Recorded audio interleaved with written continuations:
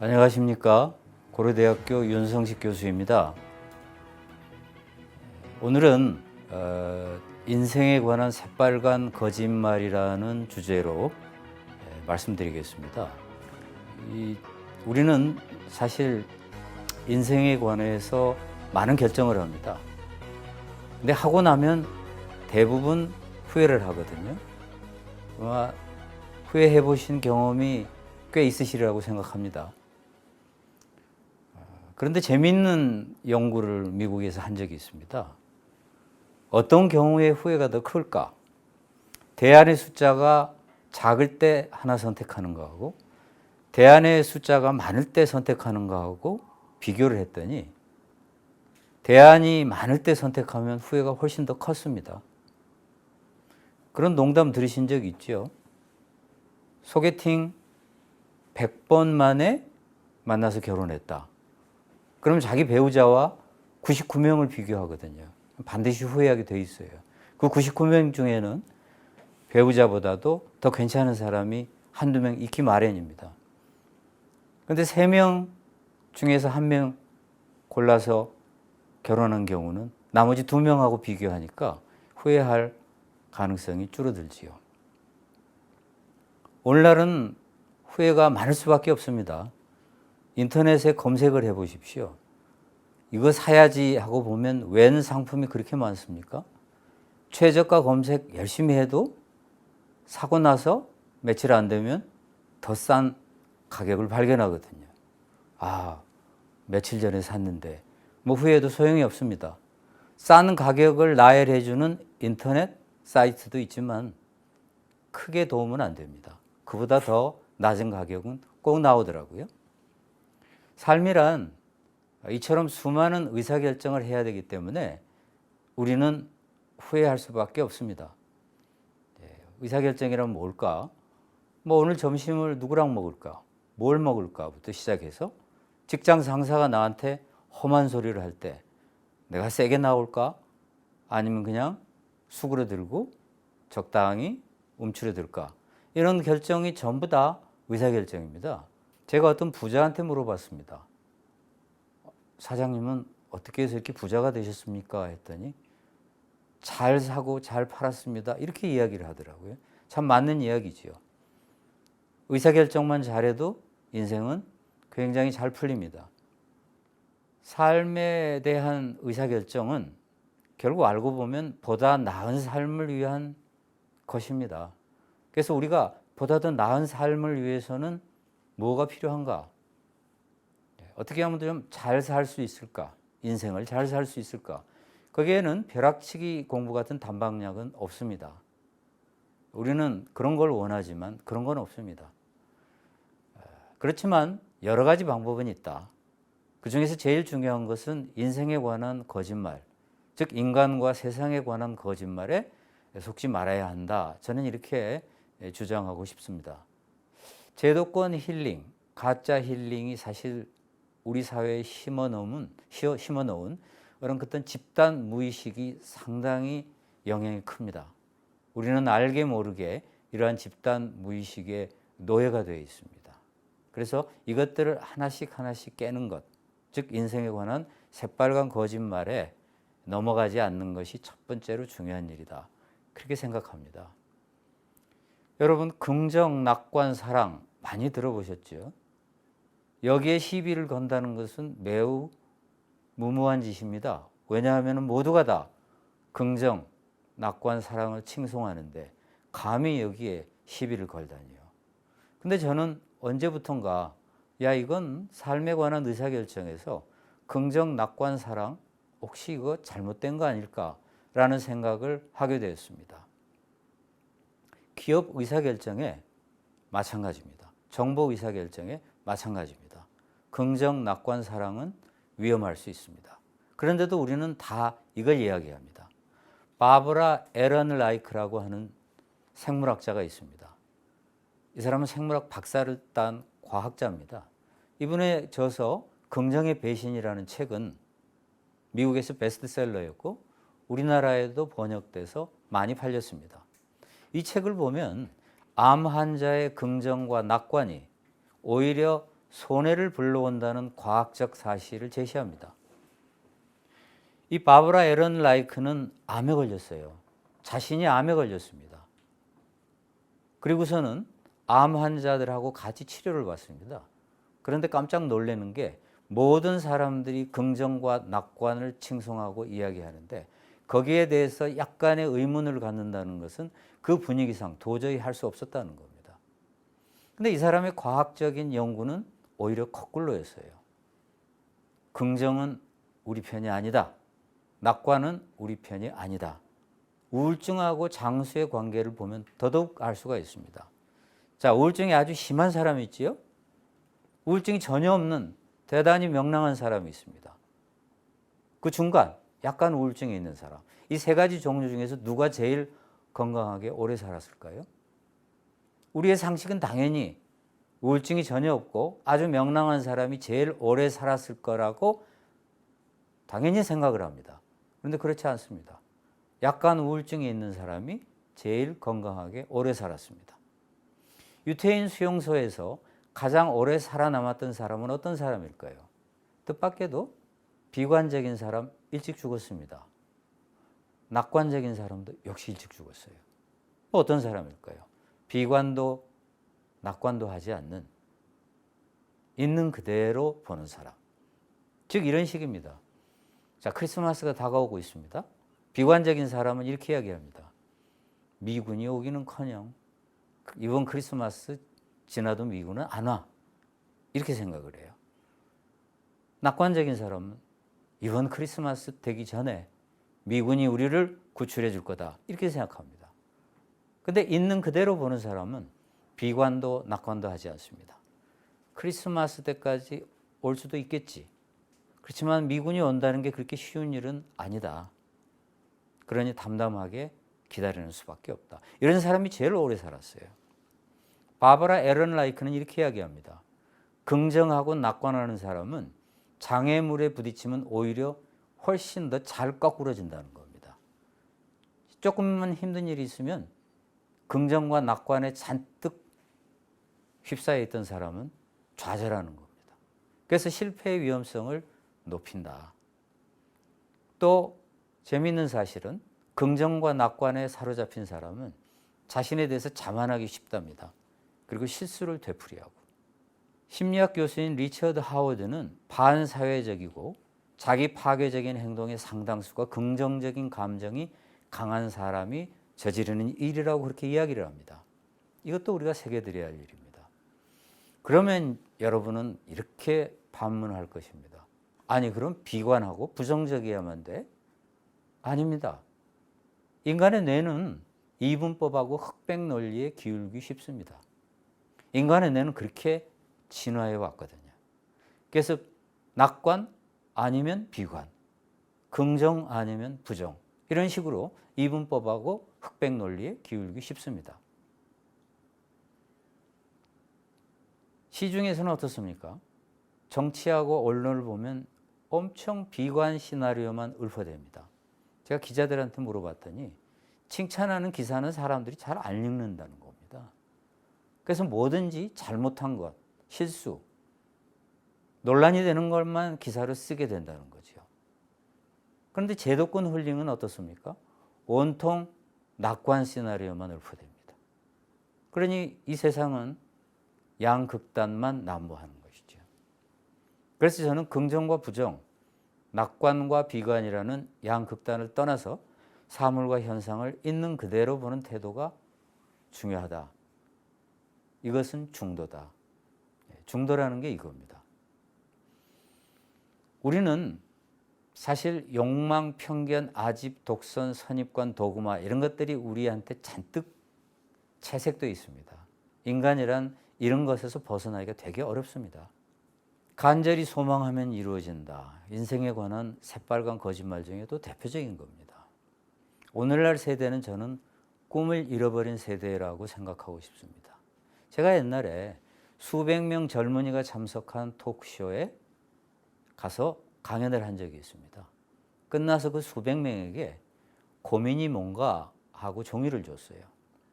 수백 명의 고민을 다 읽을 수가 없었기 때문에 6장을 뽑았습니다. 샘플로 뽑아보니 2장이 꿈이 없다. 뭘 해야 하는지 모르겠다 했어요. 그러면 3분의 1입니다. 고민이 뭔가 하고 물었던데도 꿈에 관한 게 3분의 1이었으면 꿈이 있는가 하고 물어봤으면 거의 대부분이 꿈이 없다. 뭘 해야 하는지 모르겠다. 이렇게 대답했을 거예요. 제가 언젠가 대학원생들 3명하고 식사를 한 적이 있었습니다. 흔히 사람들은 그렇게 이야기합니다. 좋아하고 잘하는 것을 하라. 저는 이렇게 생각합니다. 좋아하는 것하고 잘하는 것을 전공과 직업으로 선택할 수 있는 사람들은 엄청 특권층 아니면 행운하다. 우리는 그렇게 하고 싶어도 잘 못한다. 각 대학에 자유전공 학부가 있지만 자기들이 원하는 전공을 택하라면 거의 70 몇 프로가 경영학입니다. 그리고 한 20 몇 프로가 경제학이에요. 고려대학교 케이스는 그렇습니다. 제가 3명의 대학원생에게 물어봤어요. 졸업하고 뭐 할 거야? 한 학생이 저 석사 해봐야 알겠어요. 아직은 잘 모르겠습니다. 2번째 학생은 저는 뭘 좋아하는지 모르겠습니다. 3번째 학생은 저는 꿈이 없어요. 이렇게 대답하는 겁니다. 저는 꿈을 잃어버린 세대라고 생각을 합니다. 오늘날의 세대는. 창업을 꿈꾸는 젊은이들을 위한 강연에 간 적이 있어요. 역시 수백 명 모여 있더라고요. 근데 그때 히트쳤던 베스트셀러가 론다 번의 시크릿 들어보셨죠? 전 세계 베스트셀러, 대한민국에서도 엄청나게 팔렸습니다. 제가 시크릿을 비판했어요. 그랬더니요, 와, 지금도 기억에 생생합니다. 몇백 명의 젊은이가 조용해지는 거예요. 그 침묵, 무서울 정도로 이상한 분위기를 만들어냈습니다. 강연이 끝나고 한 학생이 손을 들고 이야기를 하더라고요. 제가 하는 말에 마구마구 반발하고 싶었다고 고백을 했습니다. 왜냐? 창업이 얼마나 대한민국에서 힘듭니까? 그 힘든 젊은이들에게 시크릿, 간절히 소망하면 이루어진다라는 메시지는 꿈과 희망의 메시지입니다. 그걸 제가 모독한 거죠. 근데 시크릿 책을 저도 읽어봤는데요. 별거 없어요. 간절히 소망하면 우주가 화답한다. 어떤 사례가 있었습니다. 어떤 사람이 간절히 소망했대요. 그랬더니 며칠 뒤에 계약하자는 연락이 왔다는 겁니다. 이거 역술에 가까운 거 아닙니까? 성공의 법칙으로 유명한 나폴레온 힐. 이 사람도 우리나라에서 엄청나게 책을 팔았습니다. 이 사람의 부자의 사고법을 보면 나는 1년에 10만 달러를 벌 것이다 라는 구체적 목표를 세웠더니 6개월도 지나지 않아 어떤 기업 총수가 연봉 10만 5,200달러를 제안했다는 겁니다. 이것도 역술 아닌가요? 그런데 우리는 여기에 현혹됩니다. 왜? 삶이 너무 힘들고 꿈을 잃어버렸기 때문에. 한국에도 이와 비슷한 베스트셀러가 많아요. 간절히 소망해라. 뭐 꿈을 구체적으로 가져야 된다. 이건 저는 역술의 세계라고 생각합니다. 그런데 이런 책들도 과학을 단편적으로 자기네들한테 유리하게 인용을 해요. 그래서 포장을 하는 겁니다. 제 제자들 중에는 미국으로 유학 가는 제자들이 많습니다. 그 제자들이 가기 전에 저한테 조언을 구합니다. 교수님, 박사 학위 따를 수 있을까요? 저는 그렇게 이야기합니다. 이렇게 하고 저렇게 하고 여러 가지 조언을 해줍니다. 그런데 제가 만약 그 제자들한테 간절히 소망하라. 그러면 이루어진다. 그러면 제 제자들이 뭐라고 생각할까요? 교수님 말씀 맞는 말일지는 몰라도 하나도 도움이 안 되네. 그렇게 생각할 겁니다. 간절한 소망, 노력을 하기 위해서 간절하게 소망하면 되지 않느냐. 그렇지만 노력을 위한 가장 효과적인 방법은 저는 간절한 소망이 아니라고 생각합니다. 부자가 되기 위해서는 수많은 요인, 조건, 환경, 상황이 필요합니다. 그런데 귀찮은 것은 딱 질색인 현대인에게 간절히 소망하라. 물론 딴 메시지도 주겠죠. 뭐 등등. 그렇지만 그 사람들에게는 간절히 소망하라는 메시지밖에 들리지 않습니다. 단방약 처방이지요. 꿈을 잃은 젊은이에게는 역술 처방. 저는 이게 인생에 관한 새빨간 거짓말이라고 생각을 합니다. 다음에 내면의 소리, 주인공이라는 거짓말. 여기에 대해서 말씀드리겠습니다.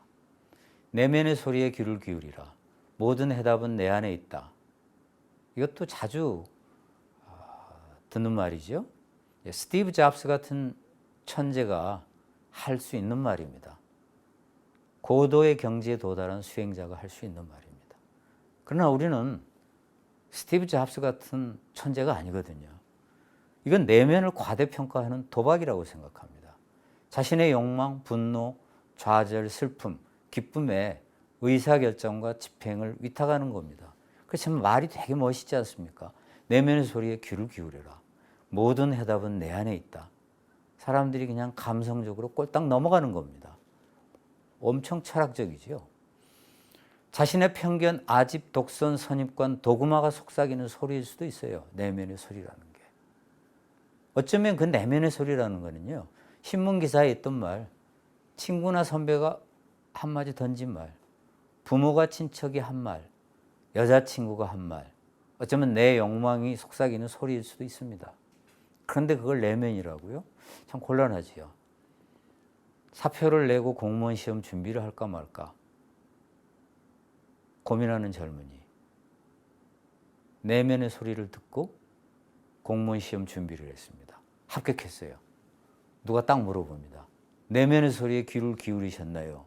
예, 저는 내면의 소리를 귀를 기울였습니다. 아, 역시 내면의 소리에 귀를 기울여야 합니다. 그렇게 말하지만 불합격한 사람한테 당신은 내면의 소리에 귀를 기울였습니까? 라고 물어보지는 않거든요. 내면의 소리란 어쩌면 때로는 비관의 찬물이 흐르는 소리일 수도 있어요. 비관의 찬물. 때로는요, 낙관의 불꽃이 타오르는 소리일 수도 있습니다. 어떤 사람은 그렇게 이야기합니다. 계시를 들었다. 네, 종교를 열심히 믿는 사람들 하느님의 소리라고, 부처님의 소리라고 말하는 경우도 있습니다. 음성이 들렸다는 겁니다.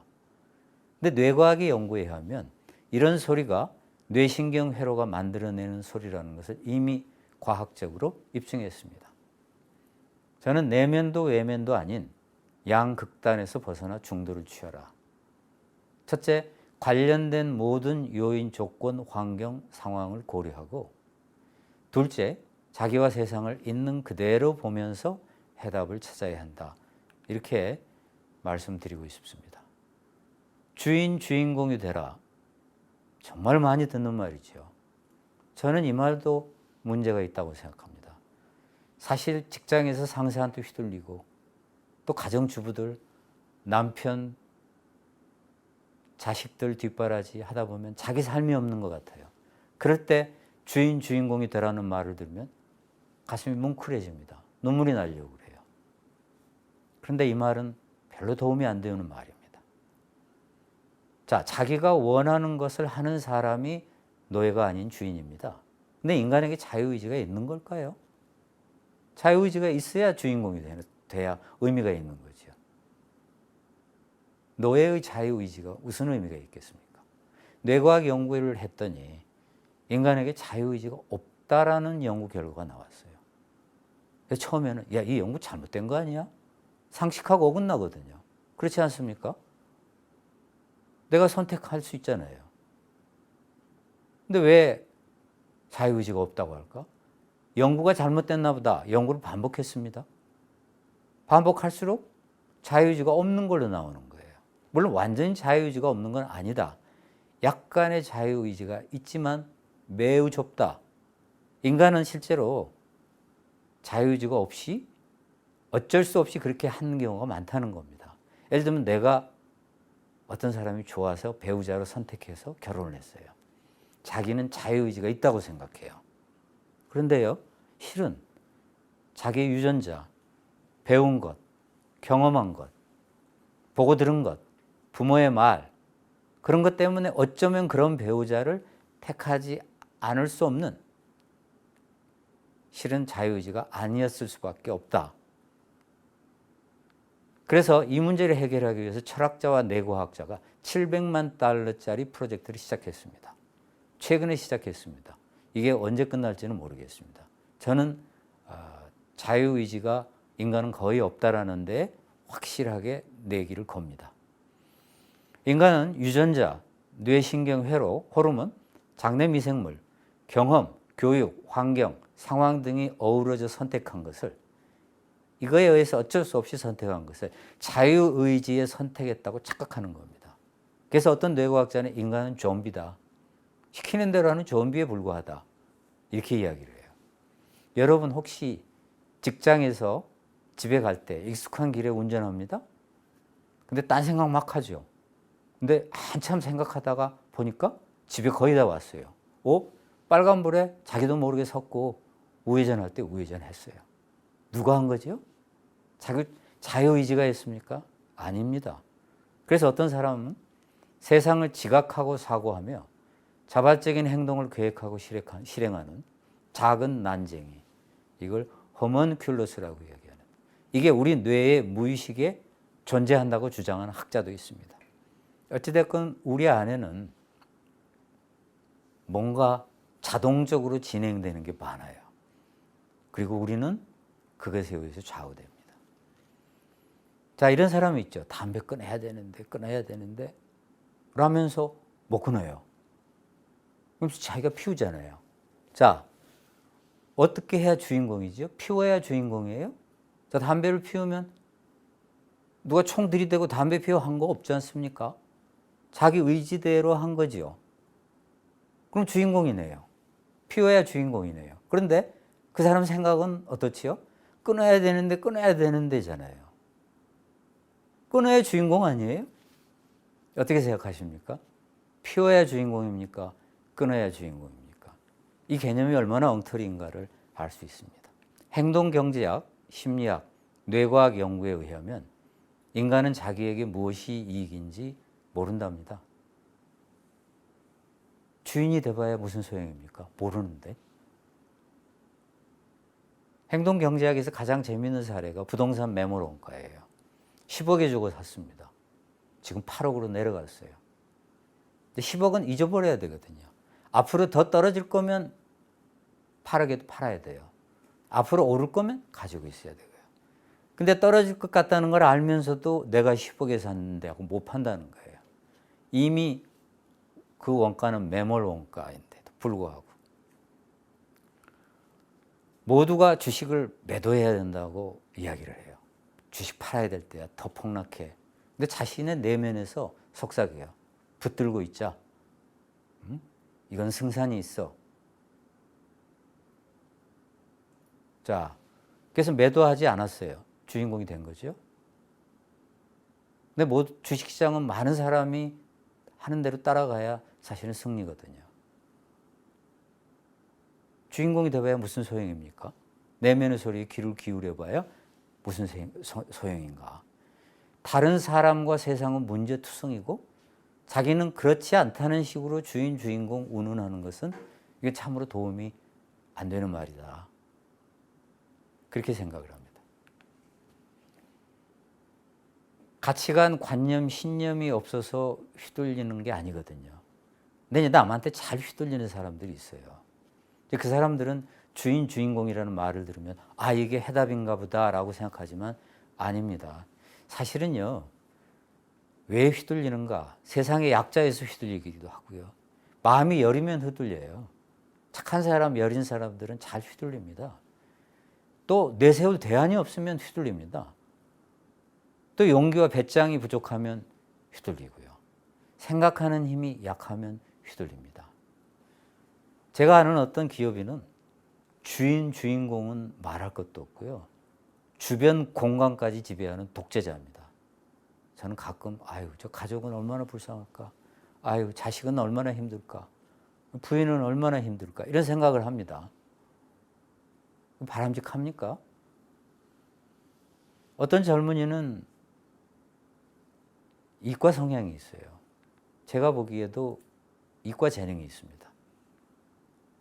주변에서는 너 대학 갈 때 이과로 가라. 처음에는 이과 갈 생각이 좀 있었는데 대학에서 고등학교 때 방송반을 했어요. 방송반을 하다 보니까 문과 공부가 재밌어지는 겁니다.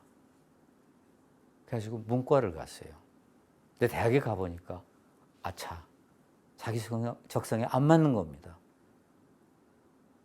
졸업하고 자기 적성에 안 맞으니 취직도 잘 안 되고 다시 컴퓨터를 공부했습니다. 학교 프로그램이 아니고 직업훈련 프로그램. 나라에서 무료로 해주는 프로그램이 있죠. 1년짜리 과정 마치고 지금은 컴퓨터 회사에 다닙니다. 가끔 그 젊은이를 보면 그런 생각이 들어요. 굉장히 똑똑한 젊은이거든요. 컴퓨터 학과에 진학했으면 지금 얼마나 잘 풀렸을까. 주인공이 된 거죠. 문과에 가겠다는 확실한. 그렇지만 그게 무슨 소용입니까? 저는 그래서 주인공이 아니라 관찰자가 되라. 주인공이 될수록 문제가 생깁니다. 내면의 소리에 귀를 기울일수록 문제가 생겨요. 인간은 원래요, 이 욕망에 사로잡힐 수밖에 없게끔 진화해 왔습니다. 우리는 뭐라고 해도 우리 마음속에 오늘날 이렇게 존재하도록 생존해 온 것은 욕망 때문이에요. 우리는 수많은 욕망이 있습니다.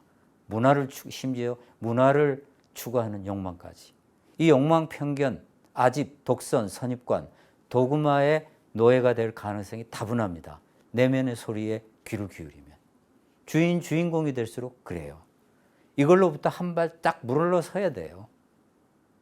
물러서서 나로부터 한 발 물러서서 관찰자가 되면 그것으로부터 그때는 벗어날 수가 있습니다. 아, 내가 지금 욕심에 사로잡혀서 이러는구나. 나 지금 괜히 지금 뭐에 휘둘려서 이러는 거 아니야? 라고 하는 것을 알아차릴 수가 있다는 것이죠. 그리고 관련되는 요인, 조건, 환경, 상황을 있는 그대로 볼 수 있다. 아이디어가 떠오르지 않으면요, 집에 앉아서 고민할 일이 아니고 나가서 빠른 걸음으로 산책하는 게 훨씬 낫습니다. 그러면 하반신에서 피가 상체로 올라가서 머리까지 도달하거든요. 그러면서 사고력이 맑아지고 아이디어가 나와요. 운동은 인격 형성에 굉장한 도움이 됩니다. 운동은 판단력이 도움이 돼요. 중요한 의사결정을 할 때는 몸의 상태가 상쾌해야 됩니다. 운동의 장점은 이루 말할 수가 없습니다. 무엇보다도 흔들리지 않으려면 때로는 우리 뼈와 근육이 흔들리지 않을 만큼 강해야 돼요. 저는 흔들리는 사람한테 제일 먼저 하고 싶은 말은 운동부터 하라고 이야기합니다. 운동을 우습게 보면 안 된다.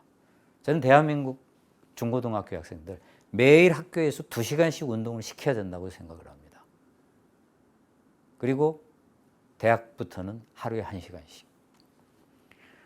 우리의 내면이 별거 아닌데 내면이라는 철학적 단어에 넘어가듯이 주인이라는 감성적 단어에 넘어갑니다.